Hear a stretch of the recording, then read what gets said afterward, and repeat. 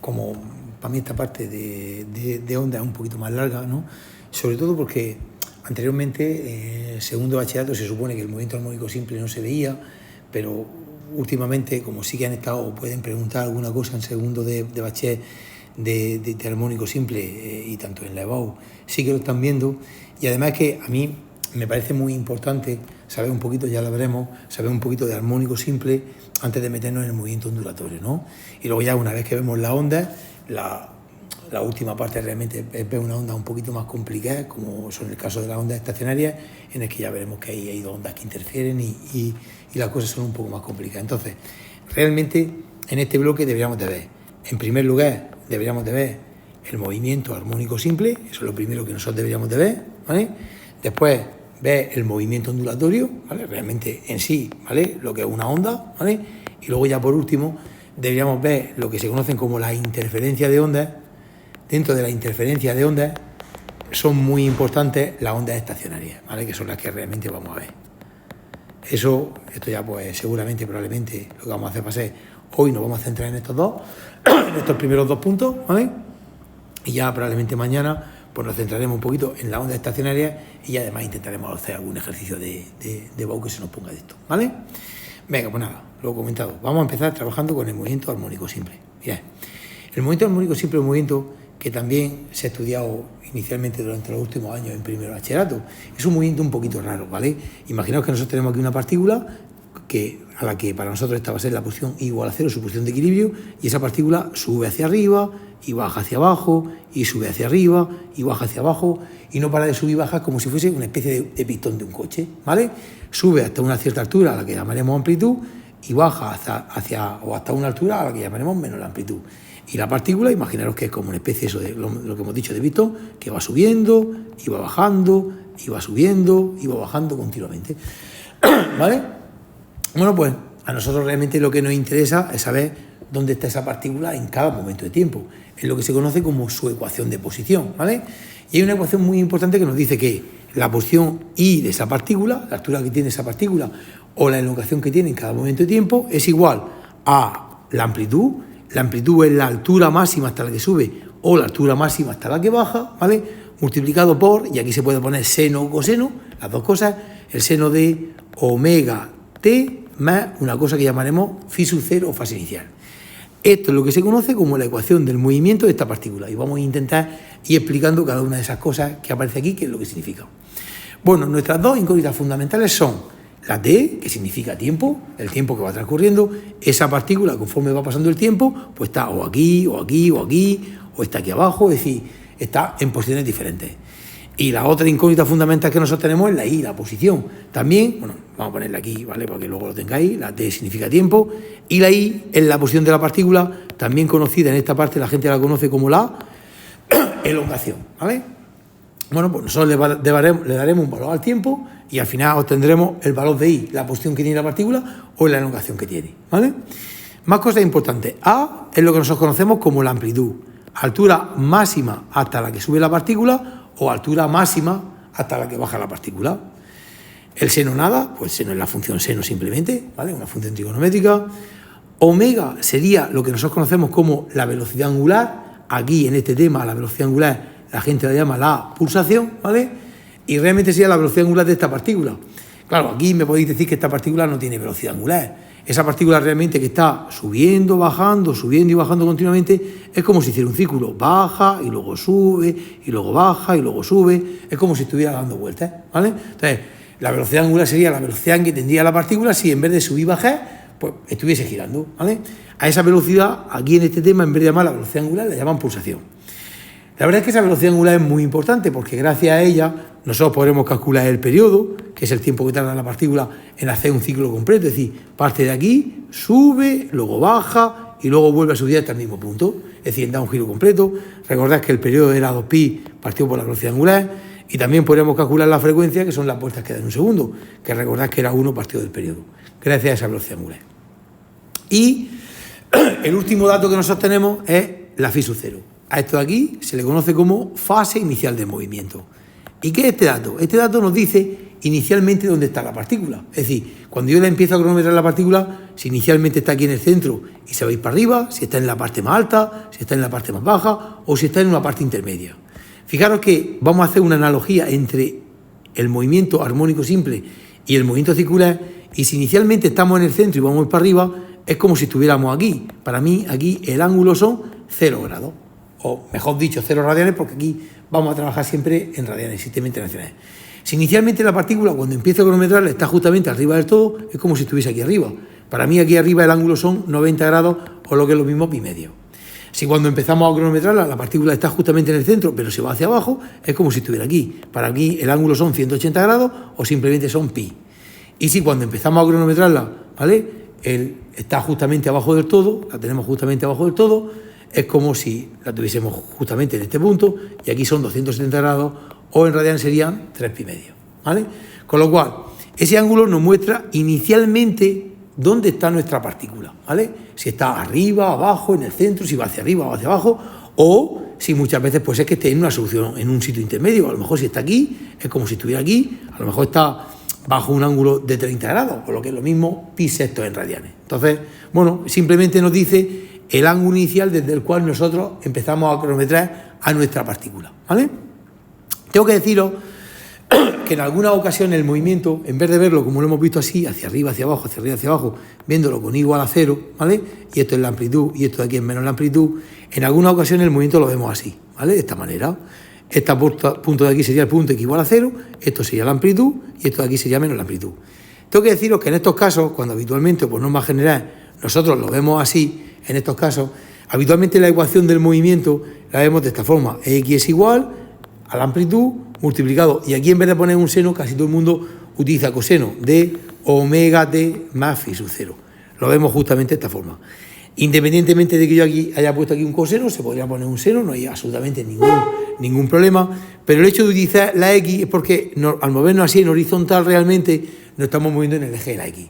De nuevo sería una analogía entre este movimiento y el movimiento circular, y cuando realmente estoy aquí es como si estuviera aquí. Cuando estoy aquí es como si estuviera justamente en este punto. Y cuando estoy en el centro, si voy hacia arriba es como si estuviera aquí y voy hacia arriba, y si estoy en el centro y voy hacia abajo es como si estuviese aquí y fuese hacia abajo. Hay una cierta analogía, ¿vale? Yo mi consejo es que, no sé, a mí me siento más cómodo con el movimiento así, con la y, que realmente con el movimiento con la x. Pero bueno, eso ya, ¿vale?, depende un poquito de cada uno. Bueno, una vez visto este movimiento, el movimiento de y es igual a multiplicado por el seno de omega t más phi sub 0, tengo que deciros que no nos conformamos muchas veces con saber la posición que tiene el objeto en cada momento de tiempo, sino además de saber mi objeto dónde está en cualquier momento de tiempo, yo quiero saber también muchas veces, ¿vale?, con qué velocidad va el objeto, si el objeto lleva más o menos velocidad. Entonces, para sacar la velocidad de este objeto en función del tiempo, lo que hacemos realmente es derivamos, ¿vale?, esa función con respecto al tiempo, y de esa forma obtendremos la velocidad. Para hacer la derivada de esto con respecto, de esto que tenemos aquí con respecto al tiempo, la dejamos. Sabéis que la derivada del seno es el coseno, toda la parte de dentro la dejamos como está, y luego por derivamos lo de dentro. Cuando derivéis omega t más phi sub 0 con respecto al tiempo, con respecto a t, os va a salir omega. Mi consejo siempre es que esta omega os la paséis hacia adelante, yo para que veáis que la velocidad es a por omega multiplicado por el coseno de omega t más phi sub 0. Y ya tendremos la velocidad en función del tiempo. Ahora ya me pueden preguntar la velocidad a los 2 segundos, a los 5 segundos, a los 7 segundos, a lo que sea. Quiero deciros varias cosas sobre la velocidad. Lo primero, a esto que nosotros tenemos aquí delante del coseno se le conoce como la velocidad máxima, ya que el coseno, como mucho, podría valer 1. Con lo cual, es importante que sepáis que la velocidad máxima de un objeto siempre es a por omega, que nos lo podrían preguntar. Y también quiero que sepáis que cuando en algún momento del tiempo la velocidad nos salga positiva, si la velocidad nos sale positiva, eso significa que el objeto está subiendo hacia arriba, y cuando la velocidad en un momento de tiempo nos sale negativa, significa que el objeto está bajando justamente hacia abajo, ¿vale? Y bueno, como no nos conformamos tampoco con la velocidad, si volvemos a derivar y derivamos otra vez con respecto al tiempo, obtendremos la aceleración, ¿vale?, con la que actúa la partícula. De nuevo, el a y omega lo dejamos, ¿vale? La derivada del coseno seguro que sabéis que es el menos seno, lo de dentro lo dejamos tal y como está, por la derivada de lo dentro. Y al derivar omega t más phi sub 0 nos vuelve a salir omega. Mi consejo es que ese menos y el omega lo paséis delante, y os va a salir que la aceleración es menos a por omega cuadrado multiplicado por el seno de omega t más phi sub 0.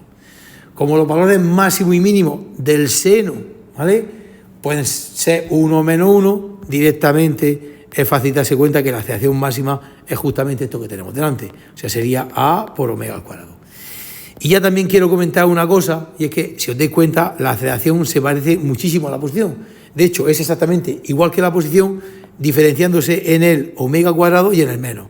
Es decir, que al final la aceleración es igual a menos omega cuadrado multiplicado por la posición.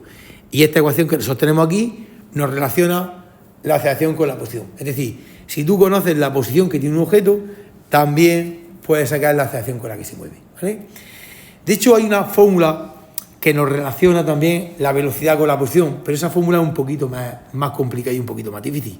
Vamos a verlo en un momento por gusto de que la veáis, pero sí que es verdad que esa ecuación realmente todo el mundo la ve un poquito menos. Si recordáis, pusimos que la posición es a multiplicado por el seno de omega t más phi sub 0. Seguro que os acordáis de esta. Y la velocidad, haciendo la derivada, también seguro que recordáis que era a por omega y multiplicado por el coseno de omega t más phi sub 0. ¿Vale? Entonces vamos a hacer una cosa con estas dos ecuaciones. Vamos a elevar esto y esto al cuadrado y esto al cuadrado. ¿Para qué? Para que vamos a intentar elevarla al cuadrado para que luego al sumarla tengamos seno cuadrado más coseno cuadrado y seno cuadrado más coseno cuadrado se nos vayan. Entonces, si la elevamos al cuadrado, ¿vale? Primero, si queréis, podemos hacer una cosa. Si queréis, primero podemos pasarnos esta dividiendo y este a omega dividiendo, nos va a quedar que i partido de a es igual al seno de la fase. Aquí nos va a quedar que la velocidad partido de a por omega al cuadrado es igual al coseno de todo lo dentro. Elevamos ahora en ambos miembros al cuadrado y tendremos que i cuadrado partido de a cuadrado es igual al seno al cuadrado de esa fase, de omega t más phi sub 0. Aquí tendremos que v cuadrado partido de a al cuadrado, esto era así, ¿no? Omega cuadrado es igual al coseno cuadrado de la fase, y ahora simplemente sumar las dos ecuaciones. Nos va a quedar que, al hacer la suma de esas dos ecuaciones, i cuadrado partido de a cuadrado más v cuadrado partido de a cuadrado por omega cuadrado es igual al seno al cuadrado de la fase más seno al cuadrado de la fase. Y esto de aquí sabéis perfectamente que seno cuadrado más coseno cuadrado sabéis que vale 1, con lo cual nos va a quedar que i cuadrado partido de a cuadrado más la velocidad al cuadrado de a cuadrado omega cuadrado es igual a 1. Y de aquí nos queda una ecuación que relaciona la posición con la velocidad, ¿vale? Es verdad que la ecuación está difícil, es verdad que tampoco es que se trabaje mucho con ella, pero bueno, se pueden quitar denominadores e intentar dejarla pues lo más sencilla posible, ¿vale? Tampoco quiero, ¿vale?, perder mucho el tiempo con esto, porque al fin y al cabo el armónico simple teóricamente no es lo importante de este año, ¿vale? Lo importante, que ahora lo veremos, es el movimiento ondulatorio, que es justamente con lo que, ¿vale?, con lo que yo voy a empezar, ¿vale? Entonces venga, vamos a empezar ya con el movimiento ondulatorio. Si tenéis alguna duda, paradme, ¿eh? Y ya veremos que una vez que nosotros dominamos el armónico simple, el movimiento ondulatorio no es mucho más. Imaginaros que nosotros tenemos una cuerda, ¿vale?, que la tenemos, ¿vale?, atada de un extremo, ¿vale?, y de pronto nosotros en esta cuerda pues empezamos a subir y bajar realmente la cuerda hacia arriba, hacia abajo. Lo que vamos a hacer vamos a provocar, ¿vale?, muchos armónicos simples. Es decir, este punto que nosotros tenemos aquí empezará a subir y bajar, este punto que tenemos aquí subirá y bajará, este punto aquí subirá y bajará, y ocurrirá exactamente lo mismo con el resto de los elementos de la cuerda, ¿vale? Entonces realmente ya no vamos a tener solamente un armónico simple, vamos a tener millones y millones y millones de armónicos simples en esa cuerda. Eso es lo que nosotros vamos a tener, ¿vale? Bueno, pues nosotros lo que vamos a hacer es lo siguiente. La ecuación ahora que nosotros vamos a construir va a ser un poquito más complicada, porque vamos a decir que la posición que tiene cada uno de esos puntos, y ahora vamos a explicar un poquito lo que significa cada una de las cosas, es igual a la amplitud por el seno de omega t menos kx más phi sub 0, donde vamos a ir estudiando un poquito, ¿vale?, esa ecuación realmente, ¿vale?, qué es lo que significa, ¿vale? Fijaros que lo que hemos dicho antes, ahora tenemos muchísimos puntos diferentes, ¿vale? Vamos a suponer que esta posición que nosotros tenemos aquí es la posición igual a 0, que todos los puntos suben hasta una altura máxima a la que llamaremos amplitud, y todos los puntos bajan hasta una altura máxima que llamaremos, igual que antes, menos la amplitud. Y este punto que, por ejemplo, nosotros tenemos aquí va subiendo y bajando continuamente. Bueno, pues ahora nosotros aquí tenemos tres incógnitas fundamentales. La primera, la i, la altura que tiene los diferentes puntos, ¿vale?, o elongación. Si queréis, lo ponemos pues igual que antes, elongación. La D, el tiempo que va transcurriendo. Es decir, conforme va pasando el tiempo, las partículas van cambiando de posición. Y X, ¿vale?, es la distancia desde el punto 0, es decir, esto sería X igual a 0. Imaginad este punto de aquí, a lo mejor está una distancia de X igual a 2, ¿vale? X es la distancia desde el origen del punto que estamos estudiando, ¿vale? Esas tres son nuestras tres incógnitas fundamentales.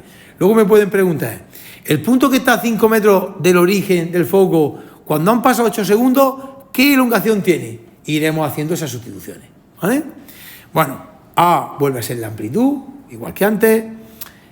El seno vuelve a ser la función seno, también aquí se podría poner coseno. W vuelve a ser la pulsación o velocidad angular de las partículas, cuando están subiendo y bajando continuamente, ¿vale? Y esta acá es el primer número diferente que nos sale antes, ¿vale? Que nos sale a la ecuación que hemos visto antes. A esa acá se le conoce como el número de onda. Esa constante es muy, muy importante porque gracias a la K vamos a sacar una cosa muy famosa que se llama la longitud de onda. La longitud de onda es la distancia mínima entre dos partículas que están haciendo exactamente lo mismo, que decimos que están en fase. Fijaros, esta partícula y esta partícula están subiendo y bajando a la misma vez. Decimos que esas dos partículas están en fase. O esta partícula y esta partícula. Esas dos partículas están subiendo y bajando a la misma vez. La distancia entre dos partículas que están en fase, ¿vale?, la distancia mínima entre dos partículas que están en fase la llamamos siempre longitud de onda. Es la mínima distancia que hay entre dos partículas que estaban subiendo y bajando a la misma vez, ¿vale? Eso es la longitud de onda, ¿vale? De hecho, para mí es más importante que la K, ¿vale? Pero en la ecuación no aparece siempre la K, no aparece siempre lo que va delante de la X, el número de onda. La phi sub 0 es lo que se conoce como la fase inicial del movimiento, exactamente lo mismo de antes. Es decir, el punto que está en X0 en el tiempo 0, ¿dónde está? Está aquí, está en la parte de arriba, está en la parte de abajo. ¿Dónde está ese punto? El punto X0 en el tiempo 0. Y por último, el menos que nosotros tenemos aquí, ¿vale?, lo que significa es lo siguiente. Imaginaros como la onda, porque para vosotros la onda es como la energía que teóricamente atraviesa la cuerda. Es una energía que va desde izquierda a derecha y hace que todos los puntos se nos activen, ¿vale? Es como una especie de energía, no es así, pero en vuestra cabeza pensarlo así. Es como la energía que hace que todos estos puntos se activen, ¿vale? Bueno, pues cuando aquí me aparece un menos, eso significa que esa energía, esa onda, va de izquierda a derecha. Si aquí me apareciese un mes, significa que la onda va de derecha a izquierda, ¿vale? Por eso ese menos es muy, muy importante. De hecho, una vez que nosotros sabemos esto, ¿vale?, nosotros, además de todos esos parámetros que nosotros tenemos, pues vamos a empezar a calcular cosas que son muy importantes. Es muy importante el periodo, que seguro que recordáis de antes, que es 2pi partido por la velocidad angular. Es muy importante la frecuencia, que hemos dicho que es 1 partido el periodo. Es muy importante la longitud de onda, que despejando de aquí nos va a salir 2pi entre K, entre el número de onda. Y también es muy importante lo que se conoce como la velocidad de propagación de la onda. La velocidad de como esa energía que va de izquierda a derecha y que es la que hace que se activen todas las partículas y se produzca ese movimiento ondulatorio. Bueno, pues tenéis que saber que la velocidad de propagación de la onda la podemos calcular como longitud por frecuencia o longitud entre periodos, ¿vale? Con cualquiera de las dos fórmulas que vosotros, ¿vale?, que vosotros queráis, ¿vale? Bueno, pues una vez que nosotros hemos visto la velocidad de propagación de la onda, ya nos pueden perfectamente volver a preguntar cualquier cosa sobre los diferentes puntos que nosotros tenemos. Es decir, este punto que está a 3 metros del origen, cuando han pasado 8 segundos, quiero saber dónde está, pero también quiero saber qué velocidad llevo. Y para eso lo que nosotros vamos a hacer es estudiar la velocidad de esas partículas. Y para estudiar la velocidad de las distintas partículas, una vez más hay que derivar la posición. Es muy importante que no confundamos la velocidad de propagación de la onda, de la energía que recorre la cuerda y activa las partículas, ¿vale?, con la velocidad de cada una de las partículas subiendo y bajando.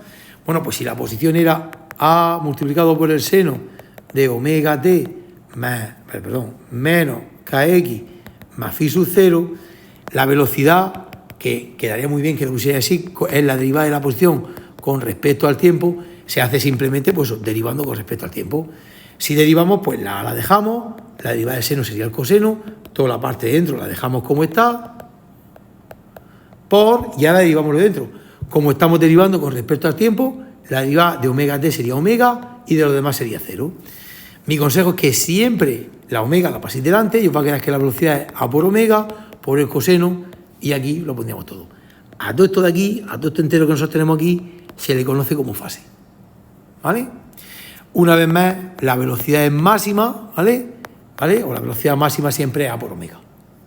Ahora, por supuesto, nos podrían preguntar, además de preguntarnos por la posición de un punto que esté a 2 metros del origen cuando han pasado 5 segundos, también nos podrían preguntar velocidad de un punto que está a 3 metros del origen cuando han pasado 8 segundos. Una vez más, si la velocidad no sale positiva, es que ese punto en ese momento de tiempo está subiendo. Si la velocidad no sale negativa, es que ese punto en ese momento de tiempo pues está bajando, ¿vale? Y dos cositas, ¿vale? Dos o tres cositas más. La primera, no nos conformamos con la posición, también podemos sacar, y con la velocidad, podemos sacar la aceleración. Bueno, pues recordad que la aceleración es derivar la velocidad una vez más con respecto al tiempo. Si derivamos la velocidad que la tenemos aquí, bueno, pues el A y el omega lo dejamos, la derivada del coseno sería el menos seno, lo de dentro lo dejamos como está, y luego por, derivamos lo de dentro que volvería a ser omega. Mi consejo de nuevo es que el menos y el omega os lo paséis delante y os va a quedar menos A por omega al cuadrado multiplicado por el seno de la fase, omega t menos kx más phi sub 0. Fijaros que, una vez más, la aceleración se parece todo mucho a lo que hemos hecho antes, de hecho es idéntico, con la diferencia de que aquí tenemos ese kx, lo demás es que básicamente es todo exactamente lo mismo que en el armónico simple, todo exactamente igual. Bueno, pues, por si acaso alguna vez nos preguntaran por la aceleración máxima, que sepáis que la aceleración máxima, ¿vale?, es esto que tengo aquí, A por omega al cuadrado, más desaceleración, evidentemente el objeto no puede llevar nunca, ¿vale?, y que la aceleración, una vez más, se parece mucho a la posición. Realmente la aceleración es exactamente lo mismo que la posición y se diferencia en el menos y en el omega cuadrado. Sería menos omega cuadrado multiplicado por la posición. Esto que nosotros tenemos aquí, ¿vale?, sería nuestra aceleración. Sería menos omega cuadrado multiplicado por la posición. Y ya pues, una vez que, ¿vale?, nosotros, ¿vale?, hemos visto esto, dos cositas más y ahora sí que acabo, ¿vale? Muchas veces nos van a hablar de una cosa muy famosa, ¿vale?, que se conoce como la diferencia de fase en estos ejercicios, ¿vale? Fijaros que realmente nosotros decimos que hay diferencia de fase, ¿vale?, por dos situaciones diferentes.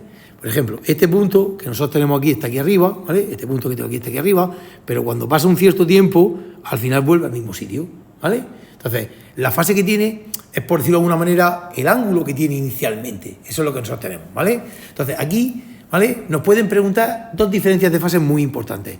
Hay diferencias de fase por los tiempos, conforme va pasando el tiempo, ¿vale?, el objeto va cambiando de posición, va cambiando de ángulo, y también hay una diferencia de fase por la X.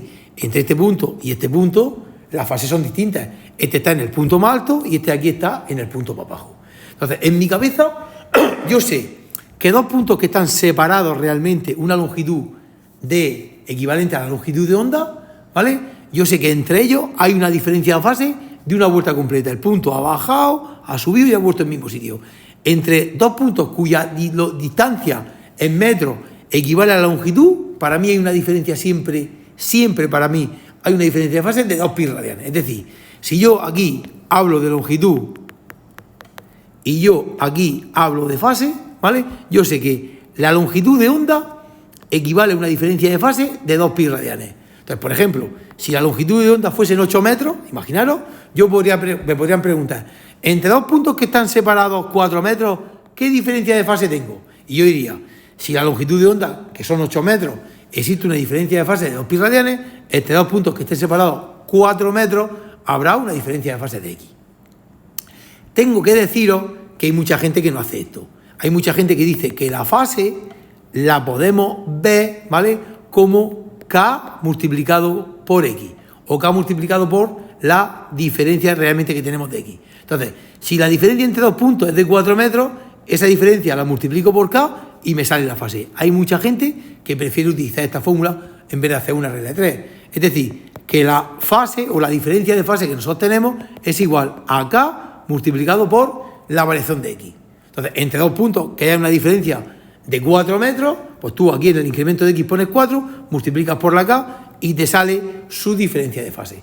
Pero yo en mi cabeza es que recuerdo mucho más fácil, ¿vale?, que la longitud de onda es realmente un giro completo, son 2 pi radianes. Y no sé por qué esto lo recuerdo con más facilidad, ¿vale?